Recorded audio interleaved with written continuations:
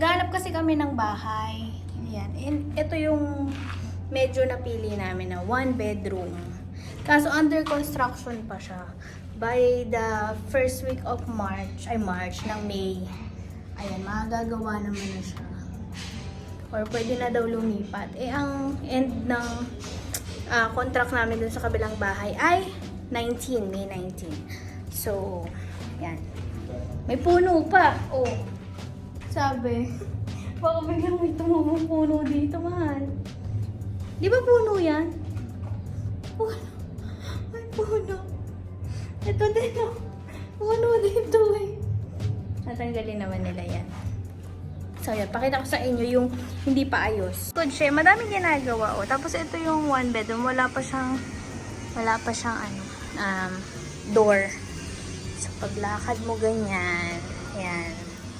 Ito yung sala.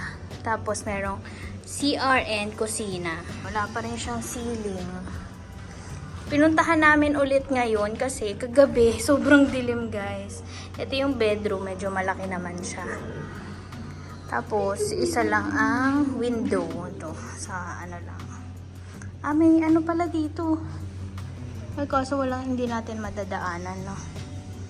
Dahil malapit na kami lumipat, nagka-canvas kami ng mga sofa, ganyan.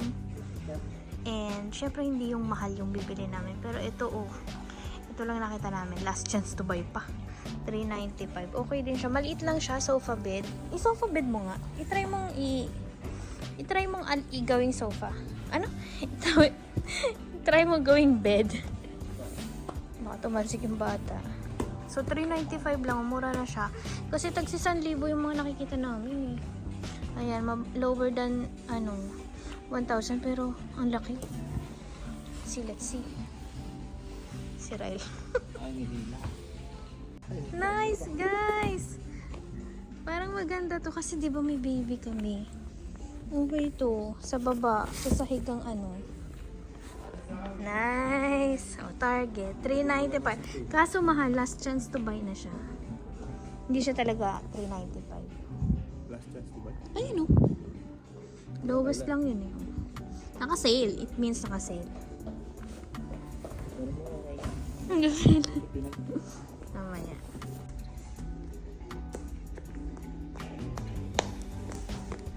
Hindi pala to, guys, sale. Ano lang siya, may limited stocks lang siya. Kaya siyang mura kasi nagkaroon sila ng stock. Ayan.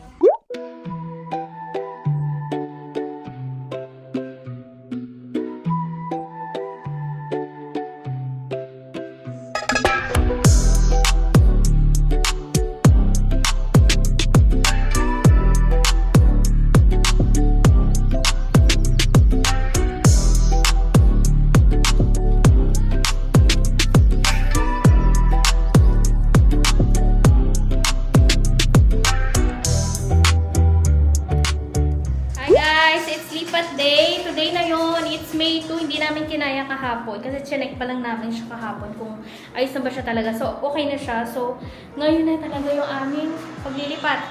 Wala na, clear na, wala na dito yung mga bed, nandun na. Grabe. Yan, yung CR namin, okay na din. Grabe, parang ginawa lang namin to in 4 hours. Oy, mamaya na maglabas! Mamaya na. Ito, guys, yung aming bahay.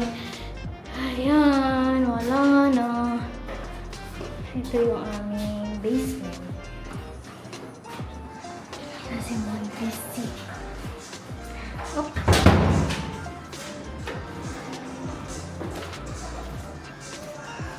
So, itong kinuha namin, maliit to talaga para to sa isang tao lang. No, pregnant ako kasi, guys. Si Mod lang yung titira dito.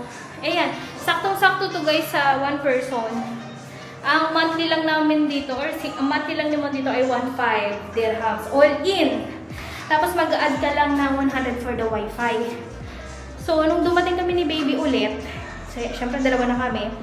So, walang area si baby na pag tatalunan, tatakbuhan, ilang beses na siya nalaglag sa kama, kakatalon, kakatakbo.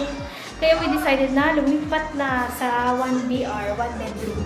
Ito na yung last last batch. Tapos punta na kami dun sa bago namin nilipatan na 1 bedroom. So, yun lang. See you later sa aming new house.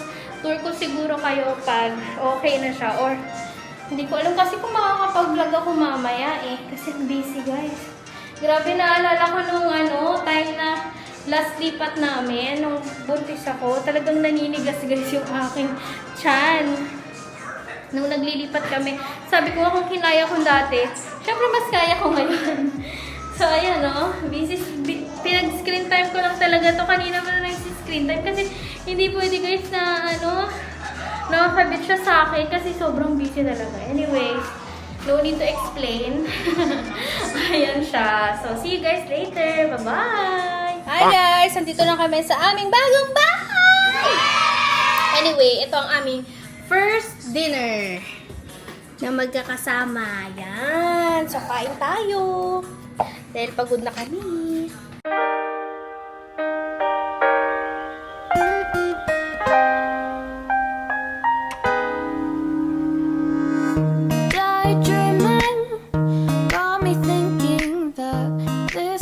It's been a week! And nakakapag-adjust na. Nakakapanibago talaga kasi mas malaki to kaysa dun sa inalisan naming bahay. And hindi pa ako nakakapag-ayos ng talagang ayos na ayos. Pero naka-adjust na din naman. Yung na lang yung kwarto, hindi pa namin talaga naayos. Pero itong sa may sala, medyo okay na din. May mga gamit pa kami na kulang, pero baka asikasuhin na lang namin sa off, like yung unan dito sa sofa. Ayan guys, by the way, meron na kaming sofa. Ito yung, sorry. Ito yung aming bagong sofa. Hindi siya bago, bali, second hand siya. Bakit? Why? Did you hurt yourself? Why? Why? Huh? You want to skip? Let's go. It's okay. Oh, nabasag ba ang egg? Di naman Nag-ayos lang ako ng itlog ng anak ko. As in, itlog. Itlog na laruan. Ay, you want to play ba with mommy? Diba? Mamaya na tayo mag-vlog. Ito yung sofa namin na second hand lang siya, guys. Nabili namin siya sa kakilala namin ng lower price lang. Compared dun sa nagustuhan namin na, ewan ko kung naipakita ko sa vlog, yung sa IKEA na 300 plus. So, hindi na lang, although maganda talaga yon, pero this one is lower price lang din naman. So, and okay din naman siya. Ang kailangan lang namin is magbili nung parang pillow para sa likod kasi medyo malayo yung sa likod na area, kaya kailangan namin ng pillow. Tapos, napaano na rin namin to, napa-deep clean. So, nag-vlog yata ako nun, few clips lang na napakita ko. So, ito guys yung nakuha namin na magdi-deep clean ng aming sofa. Pina-deep clean na din namin guys yung carpet since matagal na din siyang hindi nalilinis ng talagang deep clean. So, yung sofa guys is 50 dirhams yung aming binayad. And depende yun guys kung ilang seater, ganyan. Depende guys sa seater, kung ilang seater. Like this one is 2-seater yata or 3-seater. Pero parang 2 to 3 ganyan. 50 dirhams yung nasingil sa amin. Doon naman sa carpet, depende sa size ng carpet. Basta hindi niya na sinabi kung ilan yung size ng carpet namin, kung anong size. Ang binayad ko doon ay 60 dirhams. So 50 dirhams para sa deep clean ng sofa. Tapos 60 dirhams naman guys para sa carpet. Simula nung lumipat kami dito, nagkasakit ako. Alam niyo naman ako, may allergy talaga ako. Bago kami lumipat, meron na akong sore throat. Tapos lalo siyang lumala nung lumipat kami kasi naglinis-linis pa, madaming alikabok. Since bago nga to, first owner kami guys or first tenant kami nitong apartment or itong unit na to. Tapos may mga alikabok pa talaga. Kaya ayun, talagang linis, punas. So yun, nagkasakit ako and nahawa sa akin si baby. Kaya ayun, ngayon pareho kaming may sakit. Pagaling naman ako, kayang-kaya ko guys na natawa na ako. Pero si baby pagaling na din, may gamot din siya. And wala naman siyang lagnat, sipon-sipon na may ubo, ganyan. Wow, you're good! How about the other ball? Where's the other ball? And then you put it there at the top. And meron kaming isang, hindi ko pa na ikukwento, pero ikukwento ko na din talaga. So, nung araw na lumipat kami guys dito. So, ito guys, nung araw na lumipat kami dito, okay yung TV namin. As in, nung transport to, may box, may styro, lahat. Safe naman siya yatang nakarating dito. Pero nung pag-open ni Mond, meron siyang crack. Nagka-crack siya. Ang feeling ni Mond ay na nagka-crack siya nung nilalagay niya na ni Mond yung paa nung TV. Tapos nilagay niya kasi parang pinatong niya sa bed. Tapos nung nilalagay niya yata yung paa ng TV, siguro doon siya nagka-crack. Tapos nung inopen namin guys, di ko na na-videohan that time. Akala ko kasi tatagal siya. Nung inopen namin yung TV, okay pa naman siya guys. Kahit may crack siya, nakakanood pa kami. Tapos may mga lines lang nga siya sa gilid. Sa gilid lang naman. So, okay lang. And then, after 4 days guys, nag-give up na siya. Hindi namin inakalang mag-give up siya kasi kayang-kaya na yung pagtyagaan yung TV kahit may basag. Yun nga lang, yung TV yung nag-give up.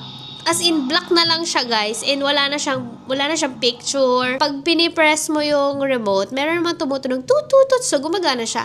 Yun nga lang, black na lang. Wala na kami nakita. Wala na kaming TV ngayon. Pero nandito pa din siya, guys. Nandito pa din yung TV. Ayan, oh. Pero, hindi na namin siya nagagamit. And, nag-alok yung aking mabait na kapatid sa Dubai. Kasi ayaw na niya nung TV niya. Sabi niya, wag na daw kami bumili. Tapos, yun na lang daw yung kunin namin, yung TV niya. So, mag-aantay na lang kami kung kailan yan dito dadalhin. Pero, baka yun na kami maging TV. Since ayaw na nga niya nung TV niya. Yun ang update. And, kahapon, guys, nakakatuwa. Kahapon na abang nasa kwarto yata kami noon. Nagtataka kami, may mga pumuputok-putok. Sabi namin, holiday ba? May event ba ngayon? Ano bang meron ngayon? Yung pala guys, ngayon nag-post or siguro kagabi pa yun, ngayon ko lang nakita. Yung fireworks pala. May fireworks display pala kagabi.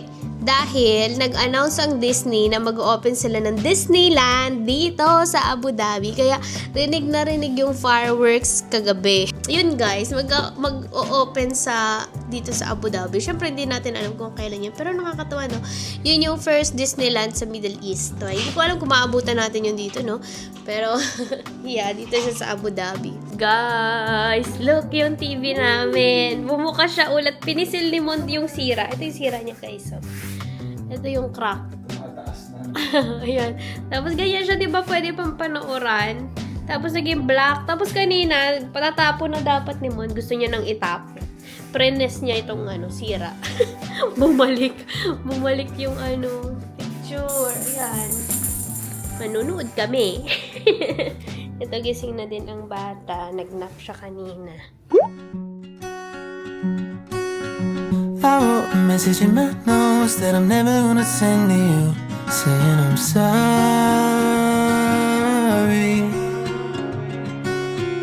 I guess you never really know what somebody's gonna do when they get lonely. You found somebody better than me to take care of your insecurities. You did it all while leaving me in the dark.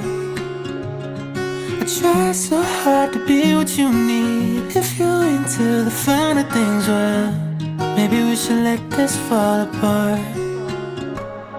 'Cause I feel so stupid for falling for you.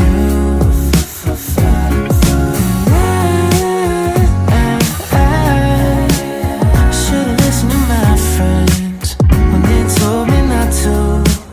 They said you're nothing but a one-night stand, trip to Candyland. If you get too close, then you might understand. But now my heart's on my sleeve and I'm in too deep. But you're not thinking twice about me. I wrote a message in my notes that I'm never gonna send to you, saying how I feel. Guys, the last item from IKEA arrived. Eto na. Last na yan. After 4 days ba or 3 ganyan, dumating na. So, pinadeliver na lang namin to kasi hindi siya kasya sa car namin, guys. And medyo mabigat siya. Mahal si baby. Mahal. Baka sumubsob. So, ito yung pinaka-last. This is Kallax shelves para sa mga toys ni Ryle. Naglalambingan tong dalawang ito, oh. So, ayan. Nanggugulo si Ryle. And si Mond ang mag-assemble. Madali lang siya lahat i-assemble. Ayan o. Sundin-sundin mo lang yan, ganyan. May mga tools naman na provided. Ang maganda dito sa Kallax, pwede siyang pahiga, pwede siyang pag ganun, and pwede siyang pag ganyan, guys. So, depende sa trip mo. Ayoko sanang humarap sa camera kasi ang haggard ko, pero last Mother's Day, nagtampo-tampuan ako kay Mod. Kasi, yung halaman, ayaw niya akong bila ng halaman. So, bumawi siya kinabukasan. So, pumunta ulit kami ng IKEA. Parang bata. Bumili kami ng halaman. Ayan. Hindi ko kasi alam kung yung green, yung walang flowers yung bibili ko. Pero, I end up buying itong may flower, may orchid. Ganyan siya, guys. Tapos ito, mura lang to sa IKEA. Noon ko pa to binili. And this one, IKEA lang din yan. Itong wood na saucer is sa home box ko naman to nabili. 15 dirhams. Tapos itong white, matagal na to. IKEA din to. Yan. So, ang size nito, guys, ay 9 cm.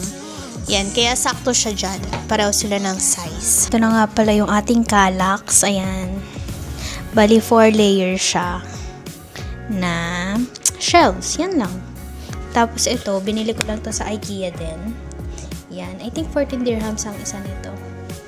Yan. So, ito yung luma, yung white. Tapos, nag-add lang ako ng gray. Yan. Para may extrang lagayan. Tapos may mga areas na walang lagayan na ganito ng box. Kasi gusto ko kita ni baby yung mga toys niya. So like this one, puzzles. Tapos ito yung mga stalkers niya. Tama bang aking tawag? Pero yan, medyo colorful yung ditong area. Tapos yung mga books, gusto ko kita niya din. Tapos ito kasi nilalaro niya din to eh. Tapos yung iba, like this one, yung mga cars, ayan, nandito. So, next time, if gusto nyo guys, pwede ko kayo i-tour sa area na to, sa mga toy area ni baby. So, yan siya guys. Ito yung Kallax na 4 shelves. 1, 2, 3, 4. Tama ba? 4 layers. So, total ay 8. 2, 4, 6, 8. So, I think yun na yung pinakalas na items na binili namin para dito sa bahay. So, yun na siya. And looking forward sa happy memories dito sa aming bagong bahay. So, na-share ko lang guys sa inyo yung aming paglipat from studio to this 1 bedroom. By the way guys, wala kami sa mismong city ng Abu Dhabi. So, itong rate na nakuha namin is I think good deal na din. Kasi bihira ka lang naman makakita ng mga 3K per month din na 1 bedroom. Tapos bago pa. Nandito kami guys sa May Khalifa City A. So, yun yung mga rate. Yung mga rate ng mga 1 bedroom is 3,700, 3,600, basta 3,000 above. Tapos, yung mga rate naman ng mga studio ay mga 2,000 and above. Sobrang sulit na guys nung dati naming studio na 1,500 per month lang. All in. Kaso yun nga lang. Kung kami lang dalawa talaga ni Mod, okay na talaga yun guys. And yeah, since meron kaming baby, so kailangan namin ng bigger space para makapagtakbo-takbo siya, makapagtalon-talon, ganyan. So very, makakatulong din yun sa kanyang development. Although maganda din yung environment dun sa yung sa pinanggalingan namin na studio, kasi mag-green dun, madaming puno, nakakalabas kami outside. So dito guys, sa bago naming tinitirahan ay hindi pa kami nakakalabas yun sa labas kasi under construction tong villa na to, yung mismong villa. So maalikabok, tapos wala, puro may ginagawa, ganun. So dire-diretso ang kanilang construction kaya hindi kami din lumalabas, and plus mainit din. So yun guys. Maraming salamat guys sa panonood. Let me know kung ano pa yung gusto nyo malaman or pwede ko ma-share sa inyo, pwede na yung puntahan. So, that's it for our vlog. Maraming salamat sa panonood. See you next time. Smile, share the good vibes. Bye! No, 'cause